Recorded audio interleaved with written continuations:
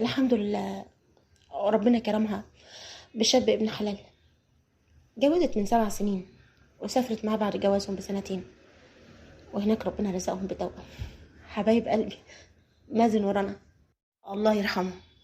دكتور عبد الرحمن كان من أشهر دكاترة القلب، وللأسف لما توفى ما كنتش في مصر، كنت في أمريكا بمراتي. الله يرحمها، البقاء لله. الله يرحمها. هي توفت امتى؟ من حوالي سنتين وشوية. الله يرحمهم جميعا. اللهم امين يا رب العالمين.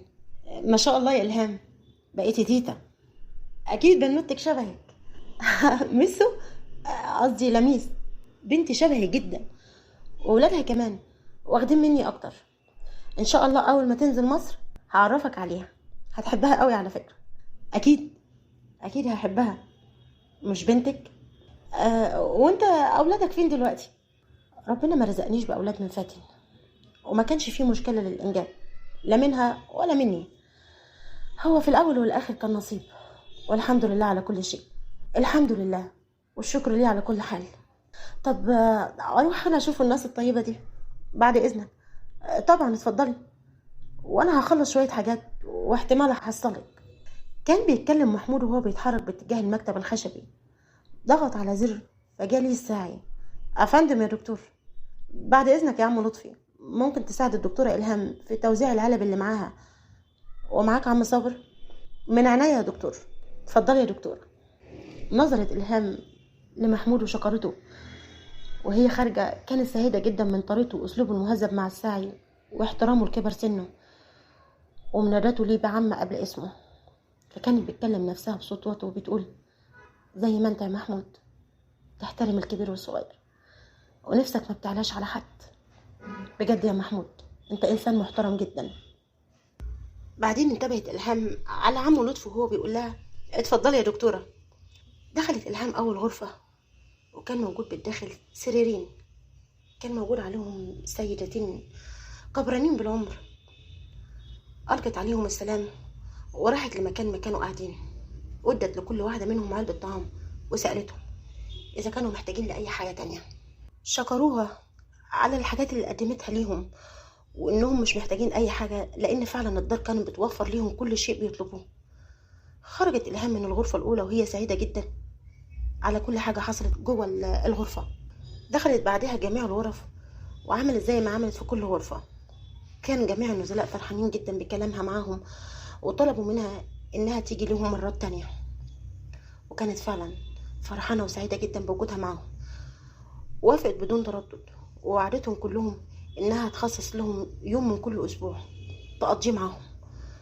وقالت لهم كمان إن أي حد يحتاج أي حاجة يكلمها، وهي بعون الله هتجيبها لحد عندهم. بعدين إلهام ألقت السلام عليهم وخرجت متوجهة لمكتب المدير وهي سعيدة جدا.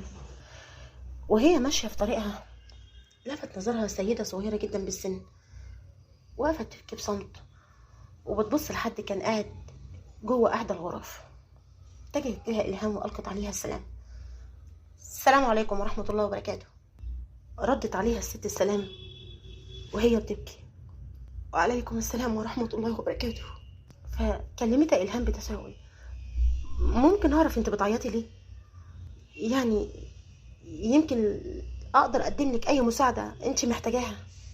بعدين إلهام مدت إيدها بالسلام ليها وعرفتها على حالها: أنا الدكتورة إلهام. أنت اسمك إيه؟ أنا اسمي مرفت. عاشت الأسامي يا ست مرفت، ممكن بقى تحكي لي؟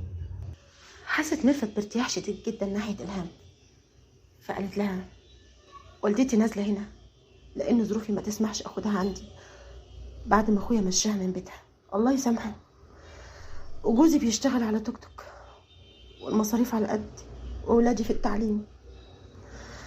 ده كله قلبي بيتقطع على أمي اللي كل ما أجي أزورها تقول لي: هتاخديني معاكي النهاردة؟ أقول لها وأنا جوايا حزن الدنيا: المرة الجاية. وأتحجج بأي حجة. مرة أصل المية بتقطع كل أسبوع عن المنطقة عشان بيغيروا المواسير ومش هتعرفي تقعدي. مرة أقول لها الواد تعبان وبروح بيه المستشفى. خلصت كل الحاجة ومكسوفة أدخل لها، مع إني نفسي أترمي في حضنها اشتكي لها من وجعي، بس مش قادرة، لاني عارفة انها هتسألني وتقولي هتاخديني معاكي النهاردة. كانت إلهام بتسمع ليه وهي بتبكي كمان. كانت بتكلم نفسها، معقول في ابني يعمل كده بأمه ويدخلها دار ويطردها من بيتها؟ اسمه ايه ده؟ قلب جاحد. طب انت عايزة عشان والدتك ايه؟ نفسي الاقي شغل، بس يكون بالنهار مش لحد بالليل، عشان اقدر اراعي البيت والولاد. انا معايا بنت مخلصة دبلوم، وولد في الاعدادية، والتاني في ابتدائي، وكل لما ادور على شغل يقولوا لي من 9 الصبح ل9 بالليل، يعني المهم يكون 12 ساعة، وانا ما اقدرش الصراحة. وللسبب ده انا حزينة، لاني نفسي الاقي شغل ارجع منه للبيت بدري، احضر لولادي اكلهم، ارعى امي وام تراعي ولادي على ما اجي، وكده اقدر اساعد جوزي، ونفس الوقت ما يتكلمش عشان مصاريف امي.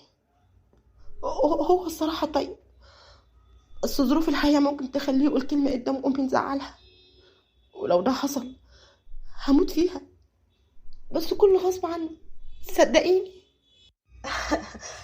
بس كده؟ انت بنت عظيمة لأم أعظم، بجد انت تستحقي كل خير. عشان كده ربنا كتب لنا ان احنا نتقابل بفضل الله تعالى. انا هحللك مشكلتك. بصي يا حبيبتي، ده رقم تليفوني، ودي اسم المستشفى اللي انا شغالة فيها. انت هتجيلي بكرة على المستشفى دي الساعة 10 الصبح، وتقولي للأمن اللي موجود على البوابة انك عاوزة الدكتورة إلهام في قسم الباطنة، وهم هيوصلوكي لحد عندي. انا هديهم خلفية انك جاية ليا، وان شاء الله هشوف لك وظيفة في المستشفى، والمواعيد هتكون من 8 الصبح ل2 الظهر. هيكون مناسب ليكي؟ مناسب جدا يا دكتورة، مش عارفة اشكر حضرتك ازاي. ربنا يفرح قلبك ويسعدك زي ما سعدتيني. ده انا طول الليل ما نمتش من العياط، وشايله هم النهارده لما اشوف امي واسيبها وامشي، وهي فاكره ان انا جايه عشان اخدها معايا. والله يا دكتوره، انا دعيت ربنا كتير يحلها من عنده، وصليت الفجر ونمت.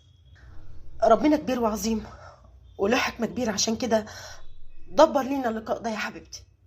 عارفه عارفه يا ميرفت، انا سعيده جدا ان ربنا اختارني عشان اكون سبب في ضحكتك الجميله ديت.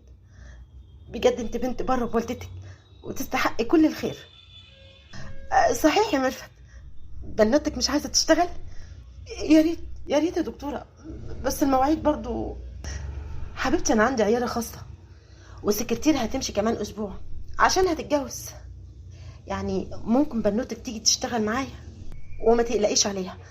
مواعيد العياده مش متاخره، بالكتير قوي 9 بالليل، يعني ممكن حد يجي ياخدها او انا اوصلها لاقرب مكان للبيت. هو انت ساكنه فين؟ قالت لها ميرفت على المنطقه اللي هي ساكنه فيها. كويس قوي يا ميرفت، ده حتى بيتك قريب من العياده. يبقى اتفقنا. ولا بنوتك مش عايزه تشتغل؟ ابدا يا دكتوره، دي حتى مخلصه من 2 سنين وكان نفسها تشتغل، بس انا اللي ما كنتش موافقه. لكن مع حضرتك اوديها وانا مغمضه. تمام، ادخلي لمي حاجه والدتك وروحوا على البيت، واحتفلوا بعيد الام مع بعض، وبكره اشوفك باذن الله. دكتوره الهام، ممكن اطلب منك طلب؟ اتفضلي يا حبيبتي. ممكن ابوسك واحضنك؟ بجد انت ملاك جالي من السما. فتحت لها الهام دراعتها عشان تستقبلها، حضنتها وشكرتها، وبعد كده دخلت ميرفت لوالدتها، وبالفعل اخدتها وكملت اجراءات الخروج في حضور الدكتور محمود لكون المدير وصاحب الدار. هو كمان كان فرحان جدا وشكر الهام، واتبادلوا مع بعض ارقام الهواتف، ووعدته انها تيجي هنا مرات كتيره باذن الله، وطلب منها انهم يلتقوا بره خارج الدار، ووافقت الهام، وفعلا استعدت للخروج من الدار.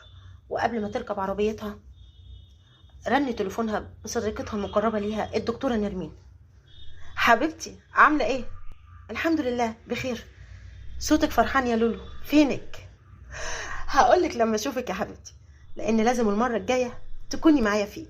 حبيبتي انا اجي معاكي في اي مكان، المهم عايزه اطلب منك خدمه، اموريني يا حبيبتي، ما تحرمش منك يا لولو. بصي يا ستي، في واحده قريبتي تعبانه، وللاسف انا بعيده دلوقتي عن بيتها،